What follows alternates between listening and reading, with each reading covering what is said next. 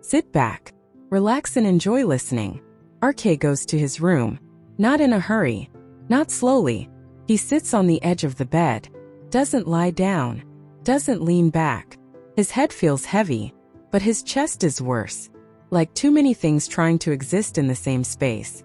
He doesn't try to understand how he got here, doesn't trace the steps, doesn't ask when it shifted.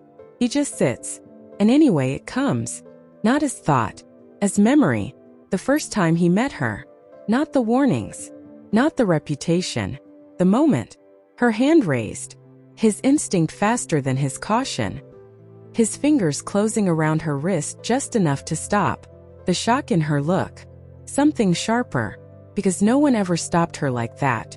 He remembers how she looked at him then, not as a man, as a variable, the way she stepped into his life like a consequence, the temporary CEO badge, the deliberate punishment, the way she made him do small things, trivial things just to break him, make him regret standing in her way.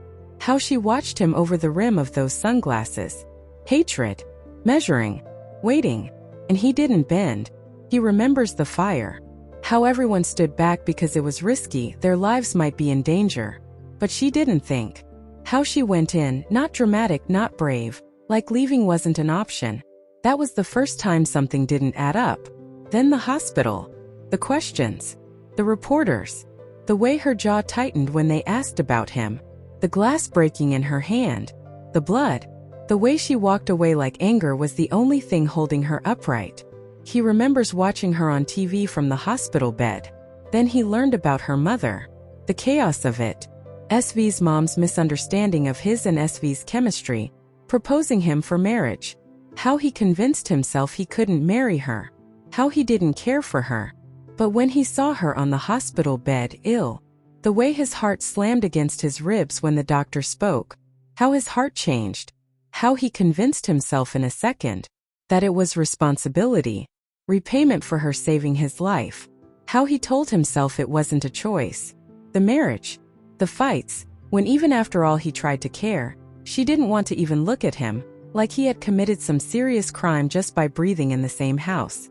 And how he got angry when she left without even telling him, then hearing about her missing, him going crazy searching everywhere at 2 a.m., then that outside city road, that room, her on the floor, folded into herself like the world had already decided she was too much, the way she flinched when he moved, the way her fingers clenched when he tried to pull away, how he didn't sleep, didn't think, didn't leave. How she killed him again the next morning with more hatred and anger. The false accusation. The silence he chose because he didn't know how to fight something he never even imagined doing. Then Golden Vibe stage, his dream. The lights. The accusations ringing in his head so loudly he forgot the lyrics he had memorized by practicing day and night in that condition. And then, her. Hidden from the world. Unhidden to him. Just presence. Just eyes. Nothing demanded. Nothing counted, and he forgot everything and just lived that moment. He sang words he had never finished writing. Then the courtroom, the evidence arriving at the last moment when the world had decided to punish him, the world believing him again. And when he learned she saved him, he went to thank her. And then again her I don't care, just transaction. Debt paid, like none of it had mattered. How he lost his mind. How can someone be that cruel, that self-oriented, how? And how he decided he would never let that happen again. Never think about her. Never care for her. And how it broke again when he heard about the fire on Imperial Executive floor. Again all his thoughts vanished. All vows gone. Didn't even make a single thought. And again the same SV pattern repeated, transaction what it cost. Like her life had been nothing but numbers. And without realizing he start thinking of the people who taught her that this was the only language that kept her safe. That love always comes with leverage. That care creates exposure. That the moment you depend, you lose. The person who locked her in a room and turned her into someone who still can't forget that feeling. Even as SV, the woman the world fears. And then, unexpectedly, his jaw tightens.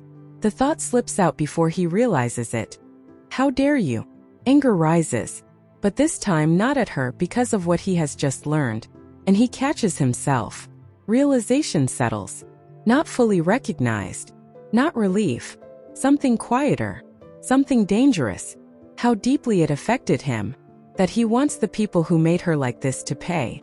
And that thought is dangerous, because he doesn't know what to do with it. And tonight he isn't in the mood to question it. He doesn't know what is happening inside him. Only this. Walking away no longer feels simple. And the most unsettling question, the one he doesn't ask, is why it feels like he was waiting for this. A reason. Even when the whole world, even he himself moments ago, believed otherwise. Somewhere his heart never did. It waited. Not for care. Not for softness. Not for vulnerability. Just for a reason.